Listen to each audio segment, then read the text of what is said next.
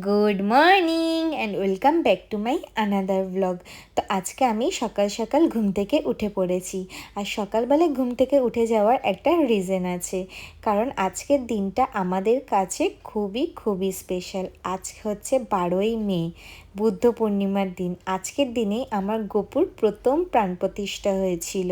শুধু গোপু নয়, রাধারানী, কৃষ্ণ ঠাকুর, মহাদেব চারজনের একসাথে প্রাণ প্রতিষ্ঠা করা হয়েছিল। তো দেখতে দেখতে গোটা একটা বছর কেটে গেল। তো আজকে আমি ছোট্ট করে আমার গোপুর একটু জন্মদিন পালন করব। তার জন্য আমি সকাল সকাল ঘুম থেকে উঠে ঘরের সব কাজগুলো করে নিয়েছি। আর মা হচ্ছে এখানে একটা আমাকে গোলা রুটি ভেজে দিয়েছে, কারণ ঠাকুর ঘরে ঢুকলে আর কখন খাওয়া হবে না হবে, তার জন্য আগেই ব্রেকফাস্টটা করে নিলাম। গোলা রুটিটা সেরকম একটা ভালো লাগছিল না খেতে, কেমন যেন ময়দার দলা দলা লাগছিল, বাট কি আর করবো, খেতে তো হবেই, তাই চুপচাপ বসে বসে খেয়ে নিচ্ছিলাম। তো খাওয়া দাওয়া হয়ে গেলেই হচ্ছে এখন স্নান করতে যেতে হবে, কারণ ঠাকুর ঘরে অনেক কাজ আছে।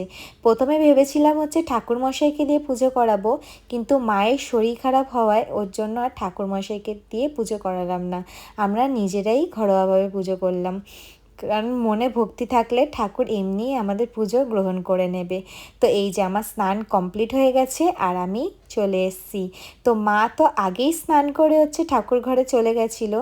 তো এইবার আমি যাব মায়ের সাথে সাথে, এবার আমিও হেল্প করব। তো দেখি মা কি করছে, চলুন দেখা যাক। তো এই যে আমি ঠাকুর ঘরে চলে এসেছি। তো মা তো এখানে একদম পায়েস বানাচ্ছে, আমার গোপুর জন্মদিন বলে কথা। তো পায়েস বানাবে না মা, সেটা তো হতেই পারে না। তো এখানে একদম দুধ জাল হচ্ছে, তো মা এখানে হচ্ছে পায়েসটা বানাতে থাকুক, আমি ততক্ষণ হচ্ছে একটু সিংহাসনটা সাজিয়ে নিই। আমি আগের দিন রাত্রিবেলায় ভেবেছিলাম হচ্ছে সিংহাসনটা সাজিয়ে রাখবো, কিন্তু এই তাকগুলো পরিষ্কার করতে করতে, সিংহাসনের ডয়ারগুলো পরিষ্কার করতে করতে এতটাই লেট হয়ে গেছিলো যে আমি আর সাজিয়ে উঠতে পারিনি। তো আমি সন্ধ্যাবেলায় বেরিয়ে হচ্ছে এই আর্টিফিশিয়াল ফ্লাওয়ারগুলো কিনে নিয়ে এসেছিলাম, যে একটু সিংহাসনটা সুন্দর করে সাজাবো। তো আমি ফার্স্টে হচ্ছে ফ্লাওয়ার দিয়ে সাজানো স্টার্ট করে দিয়েছিলাম, তারপরে মনে পড়লো যে না, একটু টুনি লাইট দিয়ে সাজাই, তাহলে না আর একটু সুন্দর লাগবে দেখতে। তো আমি এখানে একটাই টুনি লাইট ইউজ করেছি, কারণ আমাদের সিংহাসনটা তো খুব একটা বড় নয়, একটুখানি ছোটোর মধ্যেই। তো আমার এখানে একটা টুনি লাইটেই হয়ে গেছে। তো আমি যতটুকু সাধ্যমতো পারবো আমি সিংহাসনটা সাজানোর চেষ্টা করব। আর বাদবাকি আমি ভগবানের উপরেই ছেড়ে দিয়েছি।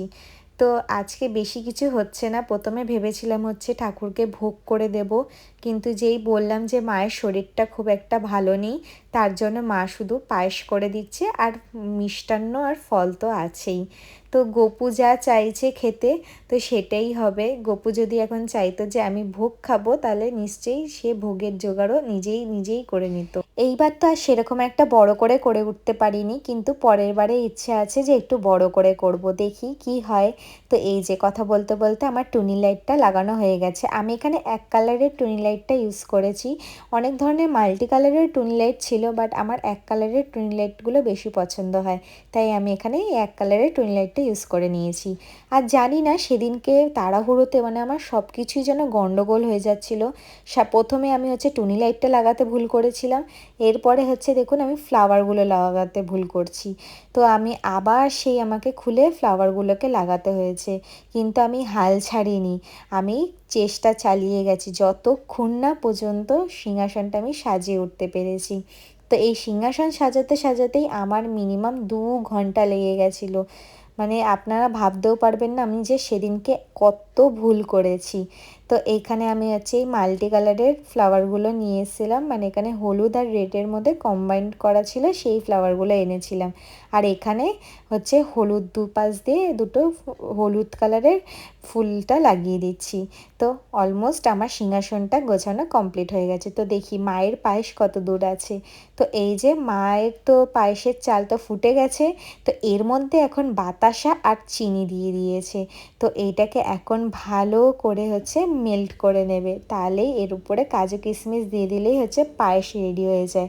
ও হ্যাঁ, সেদিনকে না গোপুর জন্য আর রাধারানী কৃষ্ণ ঠাকুরের জন্য অনেক কিছু নিয়ে এসেছি, চলুন দেখা যাক। এই যে রাধারানীর জন্য এই যে এই গলাহারটা নিয়ে এসেছি, আর এইটা শুধু রাধারানীর জন্য নয়, লক্ষ্মী ঠাকুরের জন্য এই ঘাগরাটা নিয়ে এসেছি, আর আমার কৃষ্ণ ঠাকুরের জন্য এই হলুদ কালারের ধুতি আর মুকুটটা নিয়ে এসেছি। আর সেদিনকে একটা আজব ঘটনা ঘটে গেছে, মানে আমি তো হলুদ কালারের নাইটি পরেছিলাম আর ঠাকুরের ড্রেসটাও হলুদ কালারের, মানে বলে না চমৎকার বলে যে জিনিসটা। আর এইটা হচ্ছে রাধারানীর ঘাগরা। আর আমার গোপু সোনার জন্য আমি একটা জামা না, তিনটে জামা নিয়ে এসেছি। এই যে এই একটা জামা আর এই জামাটা যে আমার কি পছন্দ তোমাদেরকে বলে বোঝাতে পারবো না, কিন্তু এই জামাটাই হচ্ছে আমার গোপুর ছোট হয়ে গেছে, এটাকে চেঞ্জ করাতে হয়েছে। আর এখন যা গরম পড়েছে তার জন্য গোপুর জন্য একটা সুতির জামা আর লক্ষ্মী ঠাকুরের জন্য একটা সুতির জামা নিয়ে এসেছি, কারণ এক গরমের মধ্যে না সারাদিন হচ্ছে রাজপোশাক পরিয়ে রাখা যায় না। আর এই যে মা এখন দুধ দিয়ে সুন্দর করে শিব ঠাকুরের অভিষেক করে নিচ্ছে। এরপরে হচ্ছে রাধারানী, কৃষ্ণ ঠাকুর, আমার গোপু সোনা সবার অভিষেক বাকি রয়েছে। এই যে নিচে একটা কাপড় পেতে ঠাকুরগুলোকে নিচে নামিয়ে নিয়েছি। তো এখন পিতলের গামলাতে আমার গোপু সোনাকে বসিয়ে দিয়েছি, আর স্নান করানোর আগে সুন্দর করে চন্দন, তারপরে পায়ের মধ্যে তুলসী পাতা দিয়ে নিচ্ছে। তারপরে এখন দুধ দিয়ে সুন্দর করে আমার গোপু সোনা স্নান করে নেবে। তো আমার গোপু সোনা তো স্নান করতে খুবই পছন্দ করে, আর স্নান করে ওঠার পরে আমার গোপু সোনা একদম রাজার মতো সুন্দর করে সাজুগুজু করে সিংহাসনে বসে যাবে। সেদিনকে তার জন্মদিন, সুন্দর করে সাজুগুজু করবে না সেটা তো হতেই পারে না, এমনিই আমার গোপু সোনা মনমোহন। তো দেখো এই যে কথা বলতে বলতে আমার গোপু সোনা স্নানও হয়ে গেছে। আর সেদিনকে না আমার গোপু সোনার জন্য দাদা দুটো উপহার নিয়ে এসেছিল। এই যে এই রূপোর পায়ের তলাটা আর হচ্ছে একটা রূপোর বাঁশি। ওই রূপোর বাঁশিটা না এই ভিডিওতে দেখানো হয়নি, সেটা আমি পরের ভিডিওতে আপনাদের সাথে শেয়ার করব। এই যে গোপুকে রূপোর পায়ের তলাটা পরিয়ে নিয়েছি, আর এই যে গোপু সোনা একদম রেডি। আপনারা ভাববেন যে আমি ভিডিওতে অন্য বস্ত্র দেখিয়েছি আর পরিয়েছি অন্য বস্ত্র। হ্যাঁ, এই বস্ত্রটা হচ্ছে আগে কেনা ছিল, কিন্তু এটা নতুন ছিল, তাই ভাবলাম যে আজকে এই জামাটা পরিয়ে দিই। আর যে জামাটা নতুন কিনে এনেছি সেটা অন্য কোনো দিন পরানো যাবে। তো কথা বলতে বলতে এখানে কৃষ্ণ ঠাকুরের অভিষেক হয়ে গেছে। এই যে কৃষ্ণ ঠাকুর পুরো রেডি হয়ে গেছে। আর হ্যাঁ, সব ঠাকুরের রেডি হওয়ার ভিডিওগুলো আমার শর্টসে আছে, আপনারা চাইলে একবার দেখতে পারেন, আশা করি খুবই ভালো লাগবে। তো এই যে এখানে রাধারানীকে সুন্দর করে দুধ দিয়ে দই দিয়ে একদম অভিষেক করে নিচ্ছে। এখন হচ্ছে রাধারানীকে সুন্দর করে সাজিয়ে দেওয়ার পালা। তো এই যে সুন্দর করে রাধারানী আর কৃষ্ণ ঠাকুর একদম সেজে উঠেছে, কেমন লাগছে সেটা কিন্তু কমেন্ট বক্সে কমেন্ট করে জানাবেন। আর আমার ছোট্ট গোপু সোনাকেও কেমন লাগছে সেটাও কিন্তু জানাবেন। এই যে সব ঠাকুরদের তো অভিষেক কমপ্লিট হয়ে গেছে, এখানে এখন মালা, ফুল, পদ্ম ফুল সব কিছু বেছে নেব। তো মা এক এক করে সব কিছু ঠাকুরকে দিয়ে নেবে। তো এই যে আমি এখানে বসে পড়েছি সব কিছু বাছতে, আর মার ওখানে দেওয়া হয়ে গেছে। তারপরে এখানে মা এখন ফলের বাটা সাজিয়ে নিচ্ছে। এই যে সব কিছু দিয়ে দিয়েছে, আর আপনাদেরকে পুরোটা দেখাই। এই যে আমার সিংহাসন সাজানো থেকে ঠাকুরদেরকে মালা, ফুল সব কিছু দেওয়া থেকে এই দেখে নিন কত না সুন্দর, একদম অপূর্ব লাগছে। আপনাদের কেমন লাগছে সেটাও কিন্তু আপনারা কমেন্ট বক্সে জানাবেন।